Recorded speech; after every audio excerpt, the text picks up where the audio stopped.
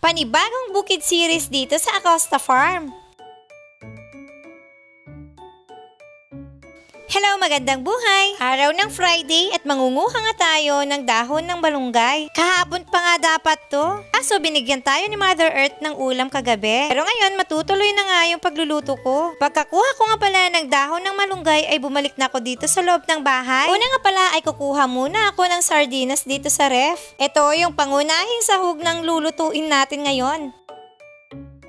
Maghahanda na nga din pala ako ng panggisa, like tong bawang at sibuyas. Tumalsik pa nga yung sibuyas ko. Pagkatapos nun ay naghimay na ako netong dahon. Ibababad ko muna konti, tapos tinuloy ko na yung paghihiwa ko. Napansin nyo ba guys, hindi na ako umiiyak ngayon? Nun pala yung sikreto para hindi umiyak. Yung hahatiin muna yung sibuyas, tapos gagamitin kinabukasan. Mas naiiyak pa nga ako sa paghihiwa ng sibuyas kesa nung iniwan ako ng asawa ko. Char! Hala, magluluto lang naman ako ng ginisa, bakit nasama pa yun? At may hugot na? Ayun na nga, inuna ko yung bawang sibuyas tapos tong sardinas. Ginigisa ko nga muna yan ng mga around 3 minutes. Nilalagyan ko na rin pala yan ng pampalasa, like tong paminta, chicken powder, at konting asin na rin. Bago ko nga pala makalimutan, ang lulutuin natin for today's video ay ginisang sotanghon sa sardinas. Tapos hahaluan natin ang dahon ng malunggay. Supposed to be miswa talaga yan guys, kaso iisang pack na lang pala yung natitira. Kaya't sotanghon na lang yung gagamitin natin. Habang nagluluto nga pala ako ay dumating na rin yung parcel ko galing ng Shopee. Dahil nga medyo bisang person ay bukas ko na yan bubuksan. Pagka-receive ko ng parcel ay bumalik na ako dito sa may kusina. Saktong-sakto naman at kumukulo na. Nilagay ko na nga tong sotanghon. Siguro guys, mga 7 to 10 minutes to na lulutuin bago lumambot. Una nga pala ay tinikman ko. Sunod naman si kuya. Saktong-sakto na yung lasa nga pala. Kaya't ang sinunod ko ay nilagay ko na tong malunggay. Maraming malunggay pala yung pinitas namin. Fresh malunggay galing sa garden. At ito na, luto na ang ating ginisang sotanghon sa malunggay. Ngayon, maghahanda na tayo at kakain na habang mainit.